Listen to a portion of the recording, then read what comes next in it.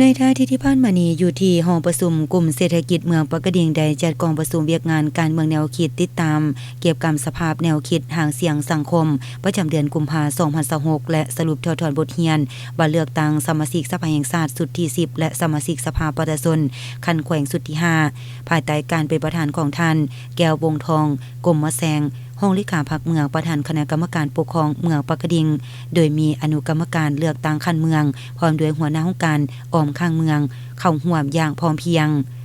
ท่านจารีกาเย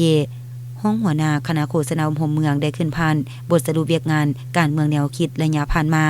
คณะพรรคแต่ละคันเดียวใจใส่ศึกษาโฮมการเมืองแนวคิดให้แก่สมาชิกพรรคพนักงานตำรวจหอดประชาชนระดับเฮาเดียวใจใส่ปฏิบัติต่อมติคำสั่งระเบียบกฎหมายของคันเถิงอย่างเข้มงวดและมีความรับผิดชอบต่อหน้าที่เวียกงานของตนที่ได้รับมอบหมายให้สำเร็จตามคาดหมายที่วางไว้สมาชิกพรรคพนักงานมีความเชื่อมั่นต่อการชี้นำพาของคณะพรรคมีความเป็นเจ้าการจัดตั้งพันขยายและเข้าร่วมการเสื่อมซึมแนวทางเปลี่ยนแปลงใหม่รอบด้านของภาครัฐวางออกอย่างเข้มงวดเคียงคู่กันนั้นก็ยังมีหางเสียงสังคมเกิดขึ้นเป็นต้นแม่นเดือนมังกรมี1หางเสียงได้รับการแก้ไขในเดือนกุมภา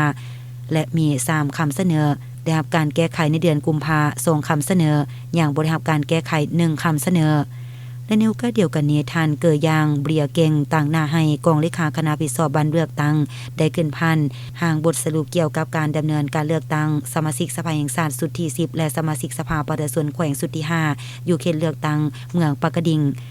ได้กำหนดออกเป็น28หน่วยปอนบัตรซึ่งใดเปิดพิธีการปอนบัตรเลือกตั้งอย่างเป็นทางการและเป็นขบวนการคือคืนในวันที่22กุมภาพันธ์2026ซึ่งได้สำเร็จและได้สั่งรวมคะแนนเสียงส่งให้คณะพิสอบขั้นแขวงในค่ำคืนของวันเดียวกันมีผู้มาใช้สิทธิ์ทั้งหมด 35,817 คนหญิง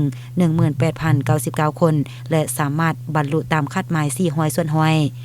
ในโอกาสเดียวกันนี้บททานที่เข้าร่วมกองประชุมต่างก็ได้ประกอบคำคิดคำเห็นร่วมกันอย่างกงไปกงมาเกี่ยวกับเวียกงานทางเสียงสังคมและการเลือกตั้งสมาชิกสภาเพื่อเป็นบนอิงให้แก่การวางแผนจะตั้งปฏิบัติเวียกงานในตัวหน้าให้ได้รับผลดีขึ้นเรื่อยๆ